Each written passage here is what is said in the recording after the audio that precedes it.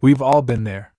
You wake up from a nap after class, glance at the clock, and suddenly realize, oh no, the test is tomorrow. At that moment, you either feel full-on panic or this strange, unnatural calmness.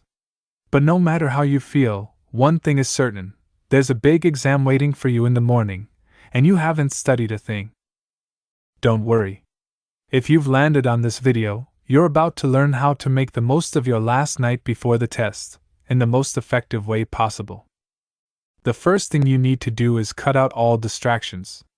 Let's be honest, a lot of us study while listening to our favorite songs. Maybe it's K-pop, throwback Bruno Mars, or some Travis Scott hype track. But here's the truth: music, especially songs with lyrics, can seriously mess with your ability to memorize. I was once part of a psych study at my university. We had to memorize the names of different countries while listening to different types of music. One group had classical music, the other had high-energy pop. The results were clear: the classical music group crushed it. The pop music group? Not so much. So if you want to boost your memory, ditch the playlist, or stick to instrumental music only. Mozart over Drake tonight. Now that your environment is distraction-free, let's get into the actual strategy.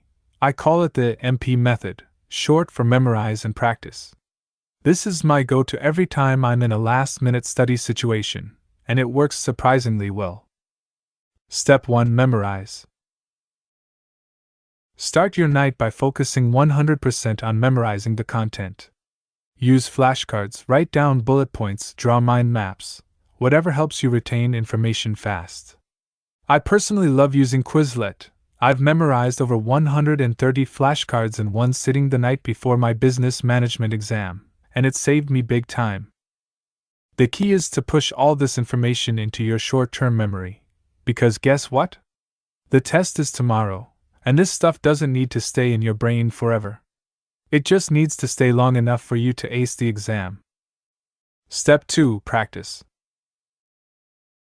Once you've memorized enough, immediately move on to doing a practice test. Trust me, 60 to 70% of your actual test questions will probably look very similar to what's in those practice problems. If your test is in the morning, this is the perfect time to get your brain in test mode. And if you have a little time before the exam, say, in the afternoon, go over as many practice questions as possible. Even if you can't finish a full test, go through the answers, understand the patterns, and mentally walk yourself through each step. You're prepping your brain for the real battle. Now you might ask, isn't it better to study 2 weeks in advance like the top students? Well, yes and no. Sure, long-term studying helps you remember stuff over time. But if those students studied weeks ago and never reviewed again, chances are they've already forgotten the early material. Meanwhile, you, cramming the night before, have everything fresh in your mind. If done right, the MP method might even give you an edge.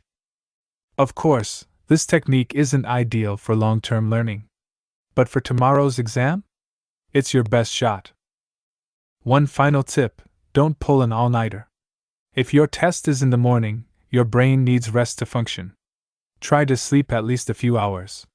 When you wake up, use that time to review flashcards or skim through key concepts again. It's like a warm-up for your brain. Good luck! You've got this. And hey, if this video helped you survive your exam, give it a like, share it with your fellow procrastinators, and hit subscribe for more student life tips.